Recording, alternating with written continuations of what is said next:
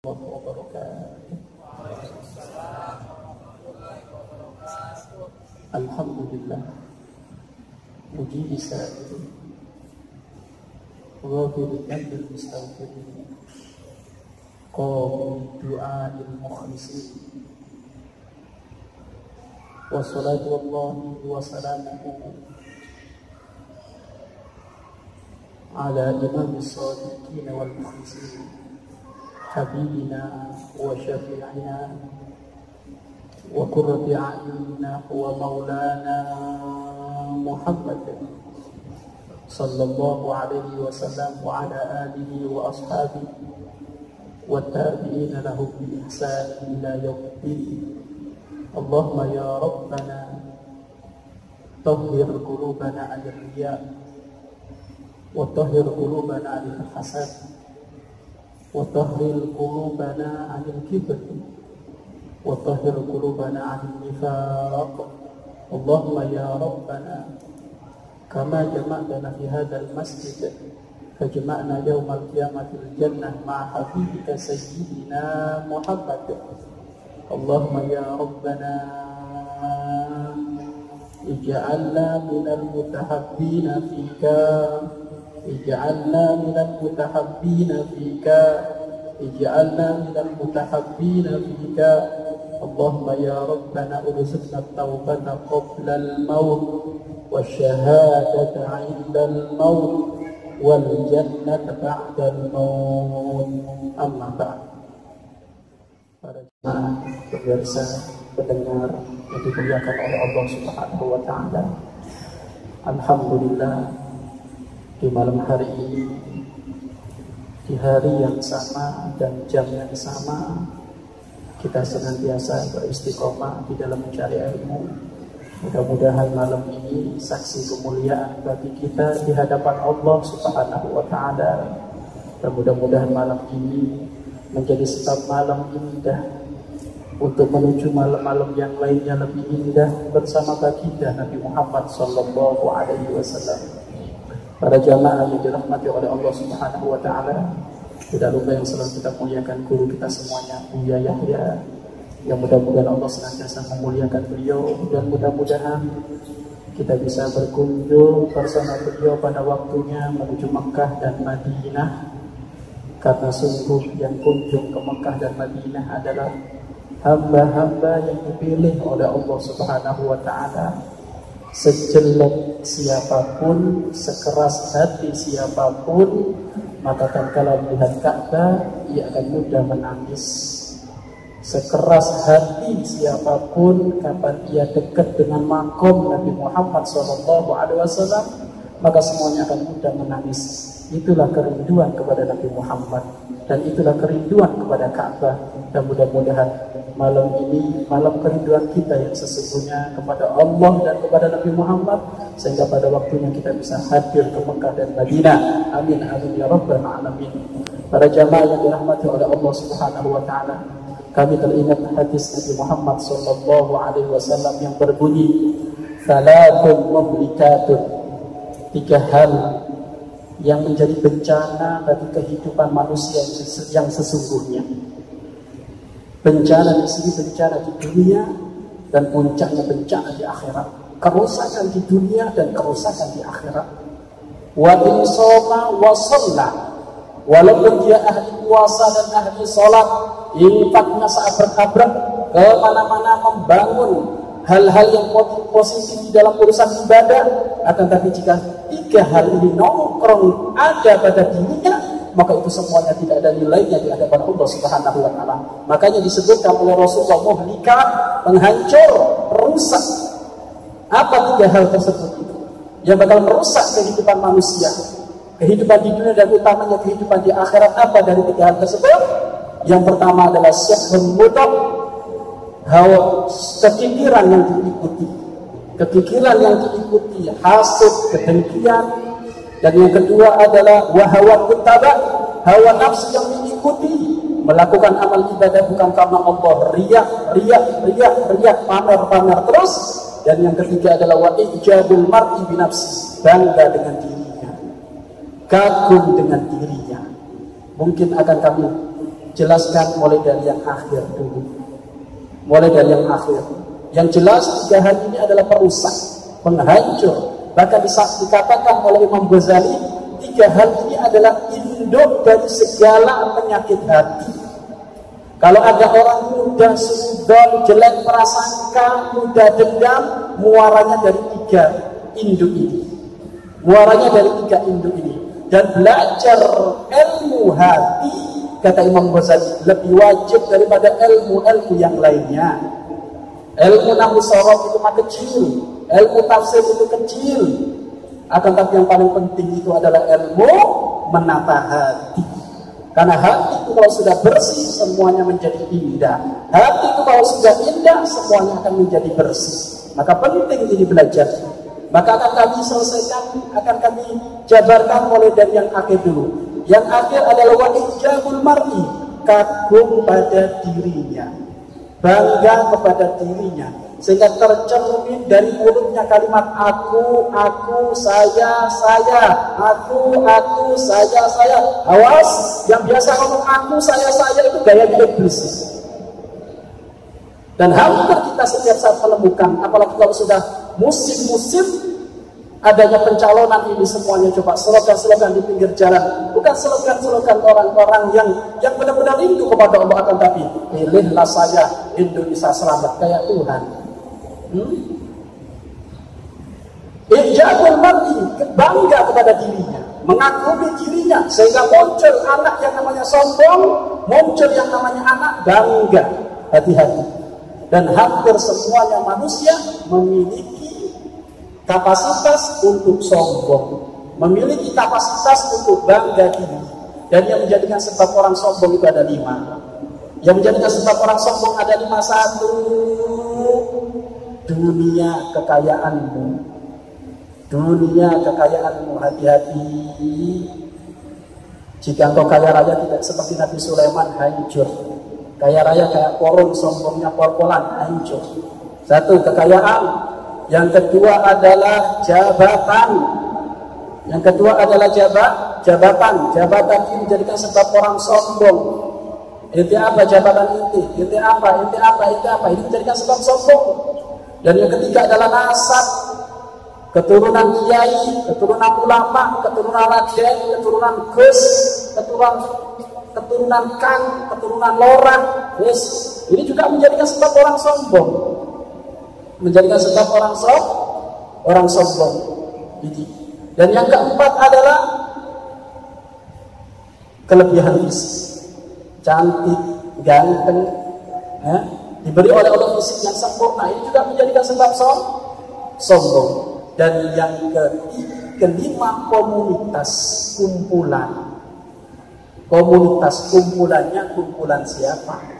Kadang kumpulan level A dengan kumpulan level B nggak mau, dia masih A. Saya A, dia C. Ini juga menjadikan sebab sombong. Dan orang yang sombong diancam oleh Allah bakal masuk neraka. La yadkhulul jannata, enggak bakal masuk surga. Man kana fi qalbihi, jika ada di dalam hatinya dari orang tersebut misqalu darratin atau habbatin min kibrin, 1 cuil dari kesombongan, tidak bakal masuk surga orang yang di dalam hatinya ada secuil kesombongan. Awas, sombong itu sesuatu yang terasa di dalam hati. Bangga itu, ijabul mar'i, mengagungkan dirinya itu, sampai disebutkan ujub itu menggedekan amal di matanya sendiri. Menggedekan amal di matanya sendiri. Pokoknya amalnya nggak boleh dikalahkan oleh orang lain. Itu adalah bangga diri. Bahkan kalau dengan orang lain merendahkan, menghinakan. Jadi sombong itu apa yang terasa di dalam hati kemudian muncul kepada permukaan kelakuannya. Muncul kepada permukaan kelakuannya. Tapi ingat, ilmu ini untuk diri kita sendiri, tidak boleh menoleh orang lain. Bahkan fisik seseorang tidak bisa diukur, itu kesombongan. Fisik seseorang tidak bisa diukur kesombongan. Karena sombong itu urusannya dengan hati. Dan yang menilai kesombongan adalah Allah, bukan kita. Kalau kita menilai, aku keliru. Ya, tidak bisa kita mengatakan, oh fulan ini sombong, kalau jalan nggak pernah nunduk. Kata siapa? Ada seorang ulama besar Abu Yamaliki, Dr. Sayyid Abu Yamaliki itu beliau itu kalau berjalan tegas kok. Kalau berjalan itu tegas. Jadi kalau beliau itu berjalan itu mengarah kepada tempat beliau mau kemana. Gak pernah nunduk gini. Apakah itu sombong? Ya tidak bisa dikatakan itu sombong. Sombong itu adalah urusan hati. Bahkan ada orang yang menunjuk tapi pengen dianggap sebagai ahli ibadah, ahli puasa. Sombongnya pun itu orang itu. Kalau ketemu temannya loyo, menunjukkan apa? Saya puasa Senin Kamis. Kalau ketemu temannya itu matanya sambil merem-merem nih. Tadi malam saya bangun malamnya ke awalan. Sombong ini. Jadi sombong itu urusan hati. Tidak bisa kita katakan secara dohir itu orang sombong, tidak. Dan awas, yang mengatakan orang sombong, maka dirinya adalah muncul nyampe kepada kesombongan. Tugas kita bukan menilai orang lain. Kalau memang ketemu orang lain kok modelnya kayak gitu, tinggal evaluasi. Mudah-mudahan saya jangan seperti itu. Dan ini, jadi tidak boleh kita mengatakan fulan sombong.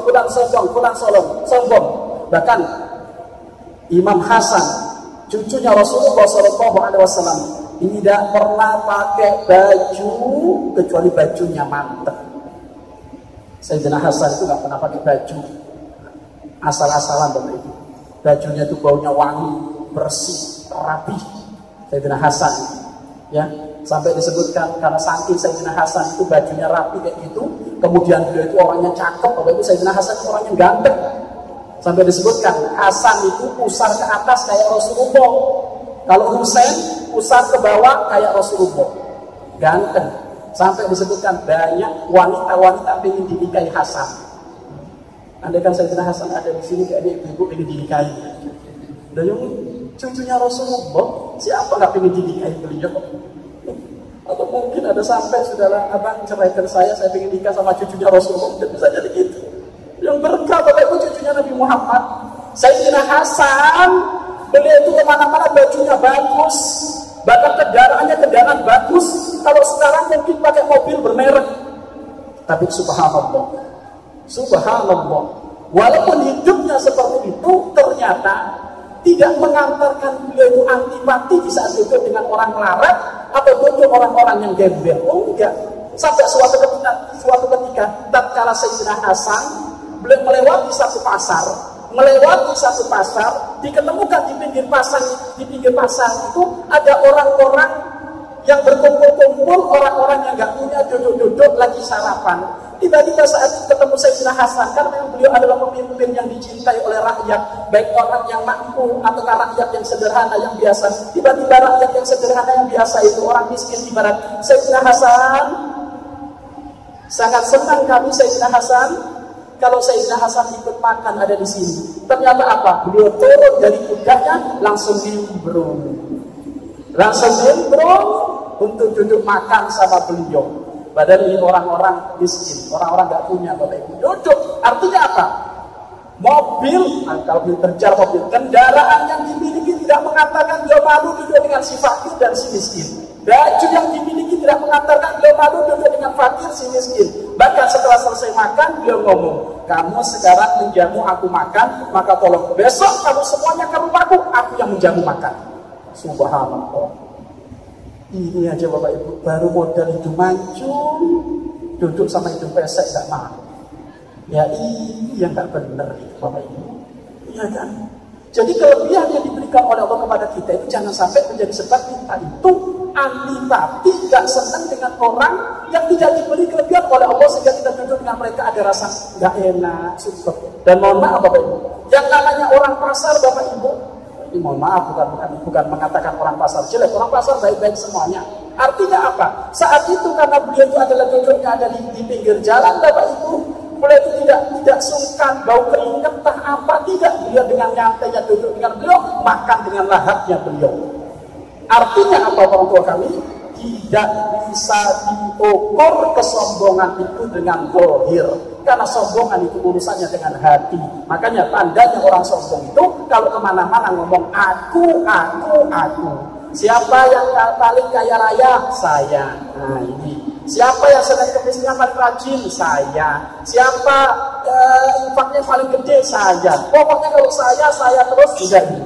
Ini gambarannya orang sombong. Dan ini diterjemahkan oleh Allah di dalam Al-Quran, yang saat itu dikatakan oleh Iblis di saat disuruh sujud kepada Nabi Adam, ya, di saat disuruh sujud kepada Nabi Adam, wa idh qulna lil malaikati isjudu, katakanlah, kami katakan kepada para malaikat untuk sujud, dan juga kepada Iblis untuk sujud. Ternyata setelah malaikat sujud kecuali Iblis. Apa jawaban Iblis? Ana khairun minhu, aku lebih baik daripada dia, ya Allah. Khalaqtani min nar, engkau menciptakan aku dari api, sedangkan engkau menciptakan dia dari tanah liat. Api sama tanah liat, ya jelas ya Allah lebih hebat api. Coba lihat. Emang itu Iblis tahu dari mana? Emang pernah dengar Allah pernah berkata bahwasanya api lebih hebat daripada tanah? Enggak. Tapi namanya orang sombong, orang tua kami apapun akan dijadikan hujah. Maka dari sini juga orang tua kami disebutkan, ini juga kesimpulan dari apa yang pernah disampaikan oleh guru kami, orang sombong itu Bapak Ibu kalau diingatkan berhujah. Satu, dikit-dikit mengucapkan kalimat anak, kalau diingatkan berhujah. Berhujah, berdalil. Contoh, Bu Haji punten kalau makan baca bismillah sudah pakai hati. Oh, sombong ini. Sombong ini. Ya?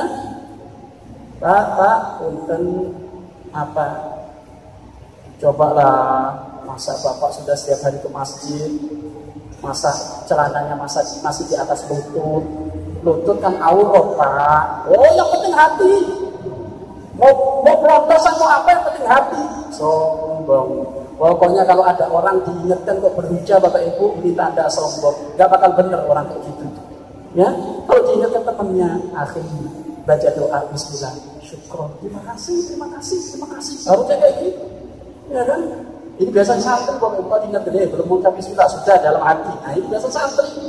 Ya, gak boleh kayak gitu.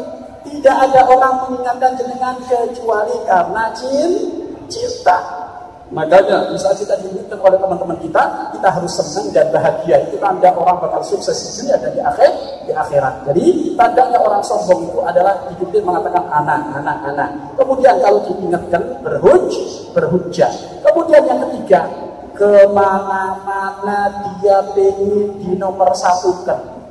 Kemana-mana dia pengen dinomorsatukan. Pokoknya dalam segala aktivitas dia nongol terus, maju terus, ya kan gitu. Ayo pemilihan RT nongol, pemilihan RW nongol dia, pemilihan Pak Lurah nongol terus. Anda tahu Bapak Ibu, kalau bangunan lagi ini ada rumah dibangun, kok tiba-tiba ada bata yang nongol, diapain sama Pak tukang batanya itu? Diapain itu Pak? Jadi kalau bangun rumah, tiba-tiba semuanya rata lah, kok ada bata yang nongol gitu, kira-kira diapain? Dipentung, dipangkas. Ya kan, yang biasa nongol terus dipentung nanti, ya kan, nggak dianggap oleh masyarakat, tidak dianggap. Jadi kemana-mana pengen jadi ini, pengen jadi ini, ya itu orang tua kami. Kemudian tanda yang lainnya orang yang sombong itu Bapak Ibu, kalau menegur dengan cara yang keras, dikit-dikit pakai hujah. Memang berhujah memang dia, tapi bukan mencari orang itu insya, tapi lebih menampakkan, nih saya ini loh orang yang banyak hujahnya, nih saya itu loh orang yang banyak dalilnya, bukan menampakkan orang itu semakin sejuk, enak didengar. Makanya sudah jangan sampai menjadi orang yang sombong, orang yang sombong ngeri. Apa sih yang akan kita sombongkan orang tua kami? Apa yang akan kita sombongkan? Padahal kalau kita tengok isi perut kita ini baunya gak enak kalau dikeluarkan. Mohon maaf Bapak Ibu. Mohon maaf. Perut kita itu Bapak Ibu jika keluar sedikit baunya gak karu-karuan. Gitu kok sombong. Gak karu-karuan Bapak Ibu.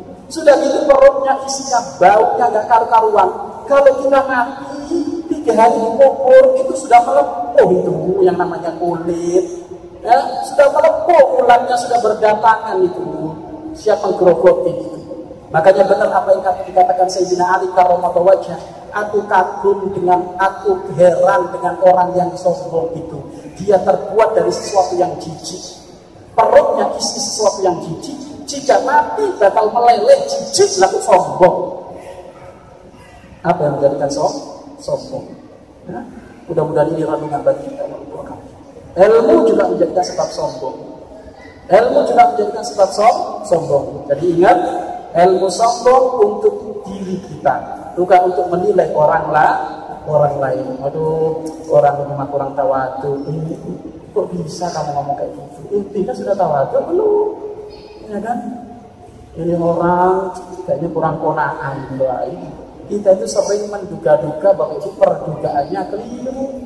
Sudahlah, jangan komentari orang, belajar komentari diri sendiri.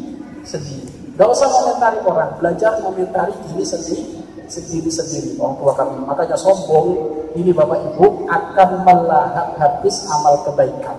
Percuma orang tua kami. Percuma dia walaupun melakukan amal kebaikan segede apapun Bapak Ibu, tapi kalau hatinya sombong, percuma. Dan ketahuilah, Anda kalau duduk dengan orang sombong gak betah. Anda kalau duduk dengan orang sombong gak bakal betah, karena omongannya tinggi terus. Iya kan, omongannya tinggi terus. Diajak makan ikan asin, waktu ikan asin, mohon maaf, gak bisa masuk ini. Gak bisa masuk Bapak Ibu ikan asin. Ikan asin itu enaknya kayak gitu Bapak Ibu, ya kan? Ikan asin, nasi liwet, waduh mantep ini. Katanya nggak ketemu. Gimana ya cara ngunyahnya ya? Astagfirullah. Sampai nanya cara ngunyahnya gimana gitu. Tapi kan ada Bapak Ibu. Ada.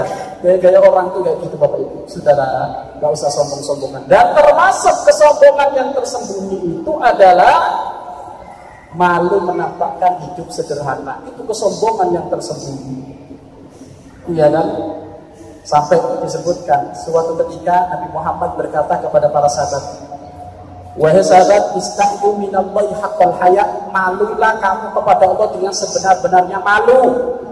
Malulah kamu kepada Allah dengan sebenar-benarnya malu. Maka para sahabat berkata, kami semuanya malu ya Rasulullah, kami semuanya malu. Maka dijawab oleh Rasulullah, sadalik, bukan itu yang aku maksud malu.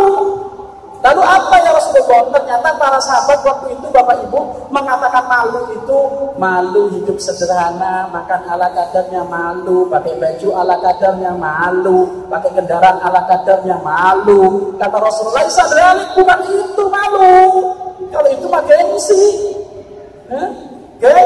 Gengsi itu. Makanya orang tua kami jangan sampai Bapak Ibu gaya hidup kita ini diatur oleh gaya hidup yang sudah terjadi di dunia, rusak nanti orang tua kami. Tapi gaya hidup kita niru kepada yang dianjurkan oleh syariat Islam. Jadi ada kesombongan yang tersembunyi, Bapak Ibu. Kesombongan yang tersembunyi. Dikit-dikit mengatakan aduh gak enak malu. Padahal itu bukan malu sesungguhnya. Sombong. Kami itu orang tua kami, mudah-mudahan Bapak Ibu ya. Kami punya guru itu Masya Allah. Buya itu Bapak Ibu. Kami itu pernah berjalan dengan beliau itu mau masuk stasiun Gambir. Karena waktu itu belum asyak Bapak Ibu. Waktu itu belum makan malam. Akhirnya beliau itu tiba-tiba jalannya itu agak telat, kami disuruh duluan. Jalannya agak telat. Akhirnya kami jalan duluan, ternyata dia tiba-tiba langsung ke kiri. Saya kaget, ke kiri itu ngapain beliau gitu kan? Tak tengok, subhanallah Bapak Ibu, ternyata beliau itu beli nasi bungkusan di pinggir jalan. Beli nasi bungkusan di pinggir jalan. Coba kalau kita melihat makomnya, iya kan, masa Buya Yahya beli nasi bungkusan di pinggir jalan, kan gitu. Tapi nggak ada itu orang, dipangkas bener Bapak Ibu, dipangkas bener, nggak boleh. Ternyata makan di pinggir jalan enak banget. Nasi bungkusan kecil-kecil itu. Apa nasi muncul, nasi apa itu? Namanya itu, ya kan? Gak usah malu, ngapain malu? Ya kan? Beli nasi kayak gitu, Bapak malu. Giliran korupsi gak malu, kan musibah. Ini aja. Jadi seperti itu Bapak Ibu. Bahkan kami itu sering diajarkan oleh beliau itu Bapak Ibu. Beliau itu sering orang tua kami kalau ke pasar dulu Sekarang sudah agak padat, itu jadwalnya padat semuanya karena ngurus umat. Dulu itu waktu awal-awal dengan beliau itu sering kita itu diajak ke pasar. Diajak ke pasar, naik sepeda ontel itu. Naik sepeda ontel, bawa sepeda dua. Belanja cabai, belanja terasi. Ya kan, itu sering.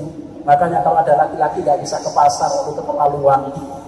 Mau niru gayanya siapa? Ya, sekali-kali sudah belanja. Artinya apa? Gak boleh ada gengsi. Bahkan Bapak Ibu, kita pernah dulu dilatih oleh beliau itu, dilatih. Kita pernah beli tempe di rumah makan Padang yang terbesar se-Cirebon, cuma beli tempe 3.000. Ayo, itu berani enggak? Ini mau makan besar orang kami. Orang biasanya makan mesti sabet-sabet. Giliran kami mau beli tempe 3.000 boleh enggak? Boleh tidak gitu. Alhamdulillah waktu itu kita jalankan. Alhamdulillah nggak ada gengsi-gengsian orang tua kami. Nggak ada gengsi-gengsian. Insya Allah nggak usah gengsi-gengsian. Kalau gengsi Bapak Ibu akhirnya ngambil yang haram, kerja nggak usah gengsi-gengsian. Pengennya pakai dasi ber-AC masuk neraka yang mending tak TikTok masuk surga. Iya kan? Ngapain harus kayak gitu Bapak Ibu? Saya pernah jualan donat Bapak Ibu keliling 1 bulan. Jualan donat keliling. Kami sunggul di atas kepala kamu. Pernah. Waktu itu di Kaliwulu kan, di Semarang Bapak Ibu. Jadi waktu itu kami tinggal dengan guru kami Ustaz Ali gitu. Karena memang ya harus mandiri, jadi jualan donat Bapak Ibu. Jualan donat. Kami pernah jualan buku Bapak Ibu di masjid, dari masjid ke masjid. Ya kan? Dari masjid, dari sholat Jumat itu jualan buku ceramahnya beliau pinggir gitu kan, orang pada ke masjid kan. Ternyata itu Bapak Ibu menjadi sebab apa? Memerangi kesombongan Bapak Ibu. Sekali-kali perlu kayak gitu. Tokonya saat berabad, tapi perlu suatu saat kita apa? Gelar di ember, jualan asongan. Apa? Memangkas kesombongan. Ya, memangkas kesombongan. Karena kalau sudah orang sombong Bapak Ibu susah. Bahkan sampai disebutkan Bapak Ibu, disebutkan di hari kiamat ada satu amal yang sinarnya seperti sinarnya matahari. Ribuan para malaikat mengintil amal ini karena saking hebatnya amal ini, dikirim oleh ribuan malaikat. Sinarnya kayak sinarnya matahari. Nyampe pintu langit pertama, alhamdulillah lolos. Malaikat penjaga pintu langit yang pertama terkagum melihat ini amal, karena yang mengikuti sangat banyak para malaikat. Segera kamu masuk. Maka pintu langit yang kedua pun sama, segera kamu masuk. Pintu yang keempat sama, semua sampai ke-7 hingga mau nyampe kepada Allah Subhanahu wa taala. Tatkala nyampe kepada Allah Subhanahu wa taala berkata, aku lebih tahu apa yang ada di dalam hati hamba-Ku tersebut. Memang secara kontrolmu wahai para malaikat, ini kayaknya amalnya amal bagus, amal yang baik, tapi aku tahu bahwasanya di dalam dirinya ada kesombongan. Lempar saja amal kebaikan kepada dia, gak tak terima. Pahami kalimat ini orang tua kami. Amal kebaikan sinarnya kayak matahari, dikirim oleh para malaikat. Pintu penjaga langit pertama meloloskan, kedua lolos, 7 lolos. Giliran ketemu Allah apa? Ya tak terima. Kenapa? Saya menemukan kisah yang melakukan ini ada kesombongan. Ada kesombongan, ngeri Bapak Ibu. Mudah-mudahan hati kita dijauhkan dari kesombongan. Kami ngomong kayak gini orang tua kami, hakikatnya ngomong berbicara kepada kami Bapak Ibu. Ya, agar supaya kami ini selalu diingatkan terus, agar supaya kami senantiasa husnudzon kepada siapapun, tidak mengatakan itu sombong, tidak mengatakan itu sombong. Walhasil orang tua kami, yang dinamakan sombong adalah jika engkau melihat makhluk Allah, jika engkau merasa dirimu lebih baik daripada makhluk Allah yang lainnya, itu sombong. Ibu bapak tahu Abu Bakar As-Siddiq? Ya memang santrinya Rasulullah ya. Abu Bakar As-Siddiq radhiyallahu anhu ketemu kucing Bapak Ibu, apa ngomongnya? Kucing, bisa jadi kamu lebih baik daripada aku. Kenapa? Karena kamu kalau mati gak ada hisapan, Kamu mati langsung masuk surga. Sedangkan Abu Bakar mati masih ada hisatan. Maknanya apa orang tua kami? Abu Bakar nyampe kepada puncaknya ketawaduan sampai melihat kucing saja masa lebih hebat kucing itu daripada dirinya. Dan bisa jadi, bisa jadi kekurangan yang diberikan oleh Allah kepada seorang hamba ternyata itu menjadi penyempurna bagi hamba tersebut. Tetapi sebaliknya, ada kalanya kelengkapan, kesempurnaan Allah yang diberikan kepada hamba, ada kalanya ternyata menjadi cacat bagi hamba tersebut. Ada kalanya menjadi cacat orang tua kami. Nah inilah Bapak Ibu Abu Bakar As-Siddiq radhiyallahu anhu, beliau berada pada puncaknya ketawaduan sampai kalau melihat binatang orang tua kami, beliau mengatakan bahwasanya engkau lebih hebat daripada aku. Kenapa engkau kalau mati langsung masuk surga, sedangkan aku ini masih ada tanya jawab. Bahkan sampai diceritakan dalam kitab Mawahibus Somad, diceritakan dalam kitab Mawahibus Somad, orang yang suka meremehkan dan merendahkan makhluk Allah, pada waktunya dia akan diuji butuh-butuh kepada makhluk yang direndahkan itu. Contoh, ada seseorang dahulu kala meremehkan kecoa. Kecoa, Anda tahu kecoa? Jadi ada orang ketemu kecoa itu, Bapak Ibu, aduh kecoa ini jelek, mukanya nggak karu-karuan, baunya nggak enak. Apa? Allah itu manfaatnya menciptakan kecoa itu. Jadi merendahkan ciptaan Allah. Merendahkan ciptaan Allah. Akhirnya Bapak Ibu diuji oleh Allah Subhanahu wa taala, diuji orang tua kami dengan apa? Diuji dengan gatal-gatal sekujur tubuh. Datang satu dokter nggak sembuh, datang satu dokter nggak sembuh, datang satu dokter nggak sembuh. Akhirnya datang kepada seorang ulama, apa? Ini pernah meremehkan makhluknya Allah. Iya kan? Dipikir-pikir apa ya kan itu? Oh iya kayaknya ini. Saya itu kalau udah kecoa itu benar-benar jijinya nggak karu-karuan katanya. Apa kata sang ulama tersebut? Coba kamu makan kecoa satu sembuh penyakitmu. Coba lihat. Ini kalau suka ngerendahkan itu kayak gitu Bapak Ibu. Suka ngeremehkan itu kayak gitu. Artinya dibalik dia nanti malah yang menjadi paling butuh. Benar baru makan kecoa satu sembuh. Karena memang ini bukan sakit yang sesungguhnya. Kenapa? Sakit Allah pengen ngingetin, suka ngeremehkan orang. Makanya Bapak Ibu diajarkan oleh Imam Ghazali rahimahullah taala agar supaya kamu tidak sombong. Tolong jadikan dirimu memandang siapapun, katakan yang lain mulia, yang paling jelek saya. Yes, itu faedah sudah. Yang lain mulia sudah. Ketemu anak kecil ini mulia, ketemu orang sepuh ini mulia, ketemu seorang kaya raya ini mulia, ketemu orang lain mulia, yang nggak mulia saya. Insya Allah nyampe nanti pada makomnya nanti. Makom kemuliaannya sesungguhnya. Sehingga sampai diajarkan oleh Imam Ghazali agar supaya kamu tidak nyampe kepada makom kesombongan. Kapan kalau kamu melihat anak kecil, maka hadirkan di dalam hatimu bahwasanya anak kecil ini lebih mulia daripada saya. Kenapa? Karena anak kecil nggak punya dosa. Anak kecil Bapak Ibu kalau meninggal sebelum balik langsung masuk surga, menjadi wildan. Menjadi wildan itu dayang surga. Makanya ini termasuk berita gembira bagi bapak ibu yang punya anak kecil lah kok meninggal. Artinya apa? Anakmu sudah ditaruh di surga, tinggal bapak ibunya masuk ke surga. Ya itu.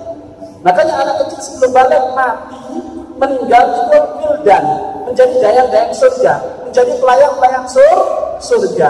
Kapan kita ketemu anak kecil? Langsung anak kecil, kamu lebih mulia daripada aku. Kenapa? Kamu gak banyak dosa, gak ngerti dosa kamu itu. Sedangkan ini loh, yang tua ini, saya ini yang ngomong ini banyak dosanya ini. Maka tidak ada keraguan bahwasanya dirimu jauh lebih mulia daripada aku. Ini Imam Ghazali mengajarkan kepada kita, kalau ketemu orang anak kecil katakan seperti itu. Kalau ketemu orang sepuh, orang tua yang sudah berubah, katakan dia ibadahnya lebih dahulu daripada saya, mengenal agama Islam lebih dahulu daripada saya. Lalu dengan dalil apa saya lebih mulia daripada dia? Taubat dan ibadahnya lebih dahulu.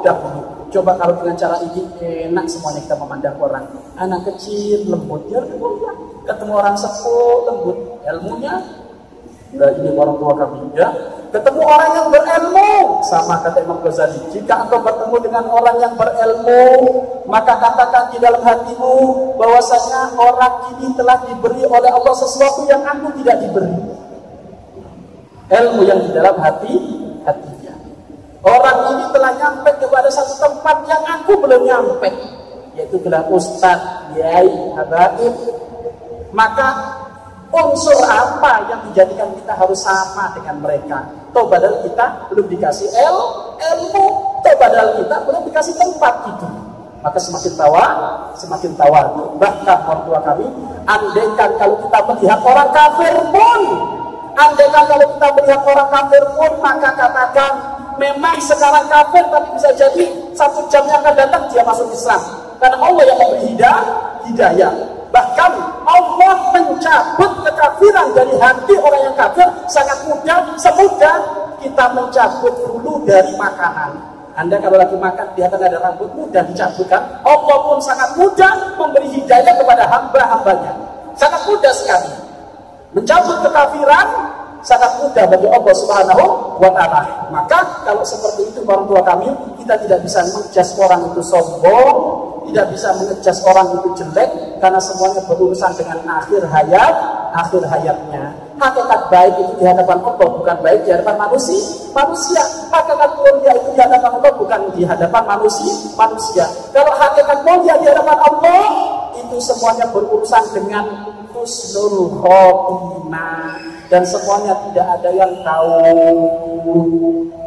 Apakah lupa cerita yang sering diceritakan oleh guru kami Buya Yahya, ustadz yang sombong melihat preman yang tatonya macam-macam sekujur tubuhnya.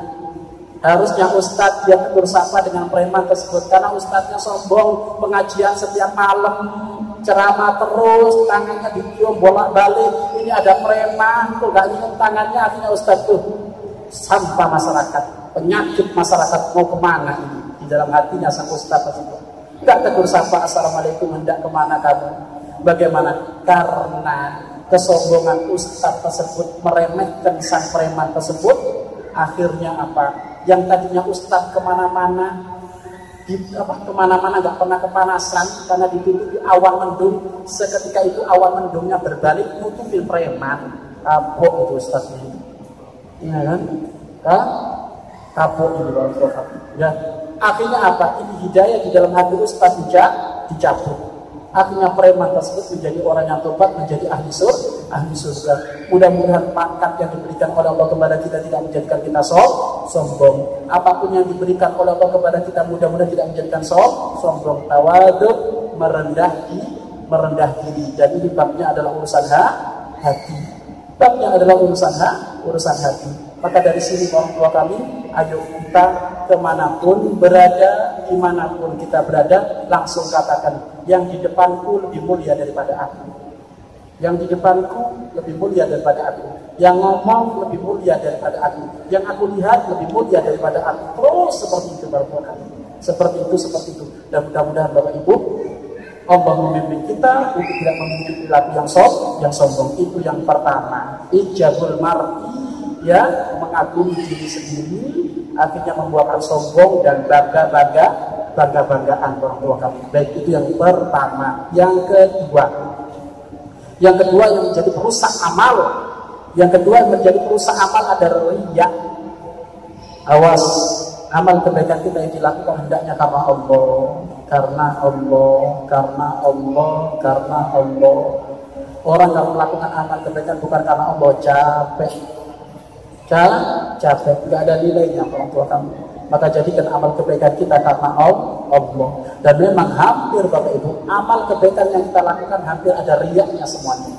Hampir ada riyaknya semuanya. Wong kita itu orang tua kami. Coba bayangkan, Anda kalau sholat sendiri sama sholat banyak orang, ada beda enggak? Sholat sendiri sama sholat banyak orang, ada beda enggak? Tuh, kalau sholat sendiri, Masya Allah, ya, uber-uberan sama jam, cepet bisa. Kalau sholat sendiri, tapi kalau sholat banyak orang, betul, Masya Allah, lama-lamaan. Ya, kenapa kok seperti itu orang tua kami? Nggak enak sama temennya, kurang ajar. Giliran sama Allah enak-enak terus gitu. Nggak boleh kayak gitu. Semuanya amal kebaikan kita hendaknya dilakukan karena Allah. Makanya yang menjadikan orang itu istiqomah di dalam kebaikan itu karena ikhlas. Kalau dia ikhlas pasti istiqomah. Lah kalau ada amal kebaikan itu naik turun, diam-diaman, semangat-semangatan, ini pasti gara-gara manusia. Ya, pasti gara-gara manusia. Lalu solusi yang paling utama agar supaya amal kebaikan kita ini tidak terhingga riya. Riya ini Bapak Ibu sesuatu yang sangat lembut dan halus. Kalau kita nggak waspada tiba-tiba nongol di dalam hati kita. Sehingga Rasulullah SAW menyebutkan riya akhwa min dabibin namlati sauda ala sahri sama fi lailatul zulmah. Riya itu lebih lembut daripada langkah kaki semut hitam yang berjalan di atas batu hitam di kegelapan malam. Allah, begitu lembutnya orang tua kami. Bukan semutnya Bapak Ibu. Langkah kaki semut hitam yang berjalan di atas batu hitam di kegelapan malam. Teman kita jalan di kegelapan aja bukan di atas batu hitam, nggak kelihatan. Gimana ini langkahnya semut? Makanya Bapak Ibu kalau kita nggak pernah ngomongin riya, khawatir kita muncul kena penyakit riya. Lalu solusinya bagaimana Pak Ustaz agar supaya amal kebaikan kita ini tidak terkena penyakit riya? Bagaimana solusinya Pak Ustaz? Bahkan Bapak Ibu kadang riya itu muncul setelah berlalunya tahun. Kalau sekarang menjaga sekali, tapi setelah berlalunya tahun muncul riya. Makanya jangan pernah ngomong ikhlas itu disembunyikan. Ya, ada orang ngomong alhamdulillah Pak Ustaz saya ikhlas itu kok ngomong. Ikhlas itu urusan dengan Allah, nggak usah ngomong-ngomong. Sampai di-upload di Facebook, alhamdulillah. Sekarang saya infak di Masjid Raya Batam dengan ikhlas. Itu kok di-upload? Nggak ada yang nge-like, Bapak Ibu sedih. Nah, bukan ikhlas itu urusanku dengan Allah. Maka malaikat raqib dan atid itu nggak tahu. Raqib atid kan mencatat amal kebaikan dan kejelekan. Itu nggak tahu ini amal kebaikan ikhlas atau nggak ikhlas, ini nggak tahu. Yang tahu adalah Allah. Kadang Bapak Ibu ikhlas rusak setelah berlalunya tahun. Karena ini orang kantoran, Bapak Ibu dia masuk ke kantor. Temennya yang di pojok kantor sana, dia ahli puasa Senin Kamis. Temennya yang di kantor pojok sebelah kanannya, Masya Allah infaknya banyak. Di pojok sebelah kanannya sana, Masya Allah berbakti kepada orang tua. Sedangkan dia punya hobi bangun malam. Ini gimana ya? Ini rajin infak, ini rajin puasa Senin Kamis, ini berbakti kepada orang tuanya, Masya Allah. Nah saya bangun malam, gimana cara ngomongnya ini? Kan itu, ngomong riak nanti. Ternyata pinter orang tua kami. Apa nguap? Wah, lihat semuanya nak. Kenapa kamu capek ya? Tadi malam kenapa bangunnya agak kesorientan? Bangun malamnya, rajin bangun malam ya? Enggak, masa sampai kayak gitu kok kayaknya capek semuanya, nguapnya dan kamu itu rajin bangun malam yang enggak, baru 25 tahun, rusak. Baru 25 tahun katanya Bapak itu. Bangun malamnya baru 25 tahun, hilang itu orang tua kami. Capek dia membangun keistiqomahan bangun malam 25 tahun, hilang hanya dengan sesaat itu. Tobat kembali kepada Allah, dia dibalikin ke pahala itu. Jadi Bapak Ibu kalau bangun malam, ada lagi Bapak Ibu hobi haji dan umroh itu juga sama. Hobi haji umroh, orang kalau hobi haji umroh itu Bapak Ibu kan pulang umroh, pulang haji pasti disamperin orang kan. Waduh ngomongnya Mekah, Madinah, Kiswah, Hajar Aswad, Multazam, terus muter-muter itu terus Bapak Ibu. Dan yang orang berangkat haji umroh ngomong apa kan gitu. Gak apa-apa lah ngomong kemuliaan Ka'bah gak apa-apa, tapi tolong jangan berlebihan. Umi, masa dari tadi saya cerita terus, ini air zam-zamnya mana gak dikeluarin Umi? Oh iya Abah, siap dikeluarin Abah, tapi punten Umi, tolong gelasnya pakai gelas haji yang tahun sekian. Nah, masa ada gelas haji tahun sekian gitu Bapak Ibu? Jadi keluarkan air zam-zam pakai gelas haji tahun sekian, berarti ada tahun berikutnya, ada tahun berikutnya. Makanya dari sini orang tua kami, riya itu lembut, lembut orang tua kami. Mudah-mudahan kita semuanya dijauhkan dari urusan riya, orang tua kami dalam urusan pamer.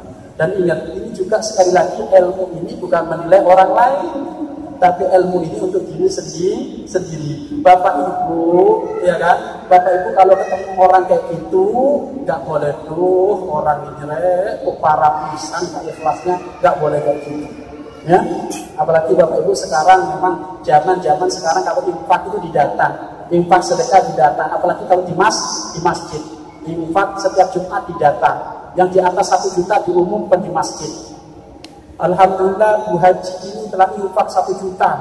Jumat depan diinfak, alhamdulillah. Awas yang denger jangan sampai ngomong ini orang gak ikhlas pisan. Masa setiap Jumat kok diinfoin terus, ini ilmu riya untuk diri kita sendiri, ilmu ikhlas untuk diri kita sendiri. Bisa jadi orang itu infak 1 juta yang diinfakkan, tapi mungkin yang disembunyikan lebih daripada itu. Makanya tidak boleh menilai orang tidak ikhlas. Tidak boleh menilai orang tidak ikhlas. Baik, dari sini Pak Ustaz, bagaimana memerangi riya ini? Riya begitu lembut seperti itu, bagaimana cara memerangi? 1. Jika Anda ingin memerangi riya agar supaya amal ibadah Anda ikhlas, maka pahamilah kehidupan kita di dunia ini sebentar. Anda sebentar lagi akan dikubur ke liang lahat. Kalau Anda dikubur ke liang lahat, Anda nggak ditemani suami, nggak ditemani istri, nggak ditemani tetangga, nggak ditemani DKM. Anda yang sholat gara-gara Pak DKM itu, kira-kira kalau masuk ke liang lahat ditemani enggak?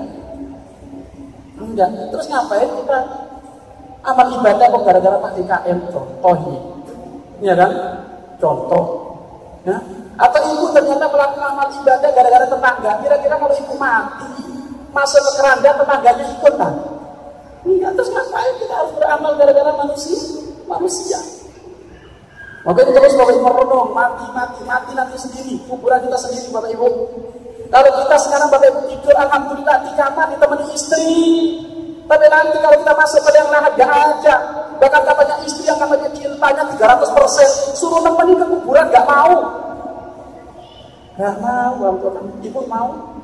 Kalau suaminya mati, ibu dipendem gitu barangkali setengah badan, mau nggak? Gak mau. Atau bahkan ditanya, Pak, cinta nggak sama istrimu? Cinta banget, kok ngelahirin anak sampai 15, gimana nggak cinta? Baik, kira-kira kalau istrimu mati, dirimu mau nggak dikubur bareng? Mikir ulang ya. Mungkin bisa jadi Bapak Ibu belum 7 harinya udah kawin lagi. Gak bisa Bapak. Lalu kenapa amal ibadah kita gara-gara orang lain? Di saat kita mati itu sendiri kok. Kalau kita mati sendiri Pak, kita ngadep kepada Allah berarti sendiri. Betapa takutnya kita menghadap kepada Allah sendiri. Anda tahu Nabi Muhammad SAW. Nabi Muhammad pemimpinnya orang yang ikhlas, pemimpinnya orang yang paling tawadu. Beliau itu kalau dipanggil Allah tubuhnya gemetar. Padahal amal ibadahnya banyak, ikhlas. Kita Bapak Ibu pas-pasan nanti ngadep kepada Allah kayak apa? Takut. Apalagi kalau terbukti benar amal ibadahnya ada yang bukan karena Allah. Semakin takut. Nah ini Bapak Ibu, ini renungan. Jadi kalau Anda ingin agar supaya kita semuanya menjadi orang ikhlas, merenung bahwa hidup kita ini sementara. Nanti kita mati sendirian di alam kubur, sendirian. Bahkan orang tua kami, Anda tengok Bapak Ibu, kamar jenengan kalau lampu mati itu Bapak Ibu takut. Coba sekarang tidur lampunya nyala, tiba-tiba nanti di pertengahan nyenyak tidur terbangun lampunya mati, itu bingung Bapak Ibu kita ini. Iya kan? Padahal itu Bapak Ibu hitungan jam. Mungkin paling lama 1 jam saya hidup lagi. Loh nanti di liang lahat itu sampai hari kiamat tenggelam itu. Di hari kiamat itu gelap. Kita 1 jam Bapak Ibu. Kita kemarin Bapak Ibu ke kamar mandi. Bapak Ibu, lampunya jeblak. Ya Allah, bingung Bapak Ibu. Saya bayangkan Mas ini kalau di liang lahat kayak apa ini Bapak Ibu? Allah, mudah-mudahan kita nggak riak, ya. Mudah-mudahan amal kebaikan kita karena Allah. Jadi itu satu, merenung bahwasanya nanti kita menghadap pada Allah dalam keadaan sendiri, nggak ditemenin siapapun. Jadi temani amal kebaikan kita. Kalau amal kebaikan kita diterima. Yang kedua, orang tua kami, agar supaya kita terhindar dari riak, bukan berarti kita meninggalkan amal kebaikan. Keliru. Tambah terus amal kebaikan, sehingga perbuatan riak tadi tidak muncul. Terus tambah lagi, tambah. Kalau riak muncul baru diperangi. Makanya Fudal bin Iyad berkata, Imam Fudal bin Iyad berkata, tarikul amal li ajlin nasi riyaun, wal amalu li ajlin nasi syirkun. Meninggalkan amal gara-gara manusia itu riak. Mengerjakan amal gara-gara manusia itu syirik, kurang ajar sama Allah. Makanya riya itu disebutkan oleh Imam Ghazali, riya itu syirik khafi. Ada syirik jali, ada syirik khafi. Syirik yang lembut, menduakan Allah yang lembut itu ya riya. Jadi bagaimana Bapak Ibu agar supaya kita nggak riya, tetap amal kebaikan lakukan, tambah lagi, baru kalau ada riya baru diperangi. Saya nggak mau berjamaah ke masjid takut riya, itu riya.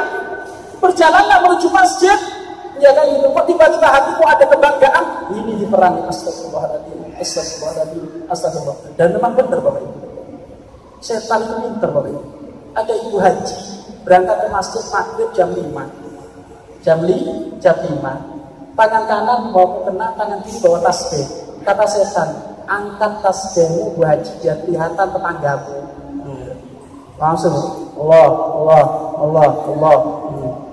Setelah ini Bapak Ibu setelah tasbih, setan yang ngomong lagi, Bu Haji mukenanya itu agak atas bawahnya, biar ketahuan kamu tuh mau ke masjid, mau diangkat lagi orang tua kamu. Wah ini.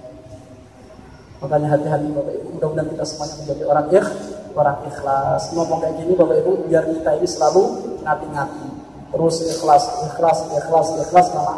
karena Allah baik. Itu yang kedua, jadi tetap beramal kebaikan. Bahkan kalau perlu orang tua kami, amal kebaikanmu yang dilakukan dengan riya, hendaknya kamu kodok lagi. Dikodok lagi. Contoh, kamu memberi infak ke masjid 100.000, dilihat oleh teman-temanmu kok senang, baik malam ini tak kodok 1 juta, nggak ada yang tahu. Dikodok gitu Bapak Ibu. Kamu sholat 2 rakaat di depan temanmu semangat sekali, baik malam ini tak kodok 20 rakaat, nggak ada yang tahu.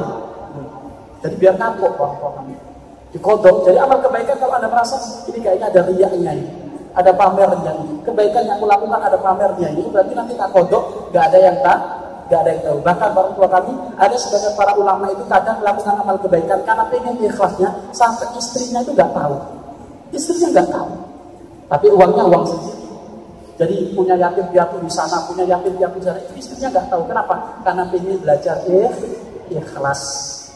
Jika uangnya sendiri sih tidak masalah. Kalau uangnya istri tidak boleh. Baik, itu yang kedua, agar supaya bisa ikhlas. Yang ketiga, agar supaya bisa ikhlas, biasakan memperbanyak zikir kalimat la ilaha illallah. Itu kalimat tauhid. Tauhid itu mengesahkan Allah, menjadikan diri kita kalau beramal karena Allah. La ilaha, tiada Tuhan tetangga, tiada Tuhan bosku, tiada Tuhan apapun illallah, kecuali Allah. Nah ini perbanyak ini. Jadi kata Abu Adil Jufri, perbanyak membaca kalimat la ilaha illallah. La ilaha illallah ini termasuk menjadikan orang bisa ikhlas di dalam beramal. Orang kami baik ini termasuk berkenaan dengan riya, ya. Jadi satu, merenung bahwasanya kita bakal mati. Yang kedua, jangan berhenti dari kebaikan tersebut, terus laksanakan, tinggal perangi sedikit demi sedikit. Kemudian yang ketiga, berbanyak membaca zikir la ilaha illallah. Nah ini, dan yang terakhir Bapak Ibu, dengki hasud, ya. Dengki hasud ini juga menjadi sebab seseorang itu juga amal kebaikannya tidak diterima. Sampai disebutkan oleh baginda Nabi Muhammad SAW, innal hasada yakulul hasanati kama ta'kulun naru al-hatoba. Kedengkian itu, kehasutan itu akan melahap habis kebaikan seperti hanya api melahap habis kayu bakar. Awas, dengki. Dengki itu apa? Gak seneng kalau ada orang lain maju, gak seneng kalau ada orang lain berkiprah, gak seneng kalau ada orang lain kaya raya, gak seneng kalau ada orang lain jaya pada puncaknya, gak seneng kalau Allah memberi nikmat kepada hambanya. Kurang ajar. Makanya orang dengki itu hakikatnya ngomongnya gini, ya Allah, kenapa dia bisa berangkat haji kok saya enggak? Kenapa Allah kasih dia berangkat haji saya enggak? Kurang ajar. Ya, kamu ngatur Allah. Jadi orang dengki itu gitu, gak terima dengan ketentuan Allah. Ini sana kamu berangkat haji, anaknya lulus kuliah, tendermu dapat semuanya, dia gak terima. Ya Allah, kenapa kok dia yang dikasih? Kalau kamu ngomong kayak gitu, berarti kamu yang jadi Allahnya tuh. Allah Tuhan, terserah Allah. Makanya jangan sampai kita itu ada hasud orang tua kami. Bagaimana agar supaya kita ini gak ada hasud, Bapak Ibu? Agar supaya hati kita ini gak ada dengki. Sebut kebaikan temanmu, kebaikan orang yang kamu dengki, sebut. Kalau kamu menyebut kebaikan orang yang kamu dengki, maka insya Allah hati kita gak bakal mendengki. Tetanggaku, ya Allah, yang bangun rumah ini kok hatiku sakit, katakan, ya Allah, temanku yang bangun rumah ini ahli puasa loh, yang bangun rumah ini ahli infak sedekah, hilang, gak ada dengki nanti. Jadi kebaikan-kebaikan dia disebut, kebaikan-kebaikan dia disebut. Ini ngeri Bapak Ibu. Bahkan sampai disebutkan oleh Imam Ghazali, la hasada ka hasadil ulama. Tidak ada kedengkian yang paling parah kayak kedengkiannya para ulama.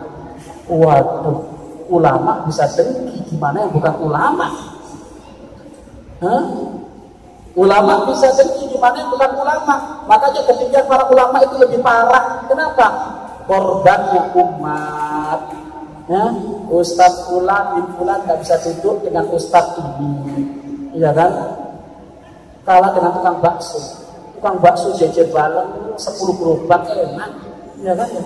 Pertolongan hapus lah, saya minta sini, taruh di sini, nanti tak ganti, enak bisa. Ini Ustadz dengan Ustadz gak bisa duduk, DKM dengan DKM gak bisa duduk. Kenapa? Rebutan dunia, yaitu pangkat, akhirnya dengkian. Makanya orang tua kami, ayo pulang dari tempat ini Bapak Ibu, ngaca check up diri. Jadi kalau ngaca di cermin, jangan sibuk alis, baik, jangan sibuk bedak saja. Ya Allah, hatimu ini gimana nih? Ada riak enggak? Ada sombong enggak? Ada dengki enggak? Terus dikontrol seperti itu. Kalau sudah ada Bapak Ibu, ayo pelan-pelan diobati. Pelan-pelan diobati. Obatnya ya duduk-duduk seperti ini. Ngaji seperti ini adalah obat. Ini belajar ikhlas Bapak Ibu.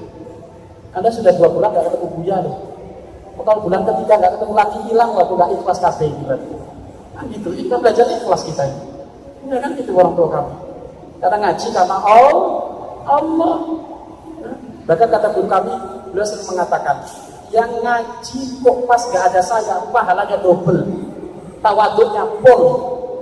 Kalau ngaji harus ada Buya, ya guru besarnya ngaji masa gak datang, kan gitu.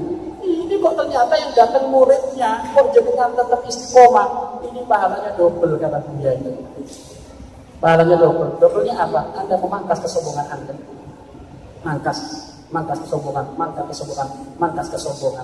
Makanya Bapak Ibu, jangan sampai terlena cinta dengan para ulama, tapi akalnya hakikatnya sombong. Saya cocok sama Ustadz itu, yang lainnya enggak, sombong, tidak boleh. Makanya dari sini orang tua kami, inilah 3 hal yang menghancurkan kualitas amal ibadah kita: dengki, riya, dan bangga diri. Maka tolong Bapak Ibu, ini ditulis segede-gedenya di rumah, kasih tanda merah. Sehingga Anda setiap mau ngajak kelihatan, awas sombong, awas riya, awas dengki. Tulis kayak gitu, biar diingetin terus.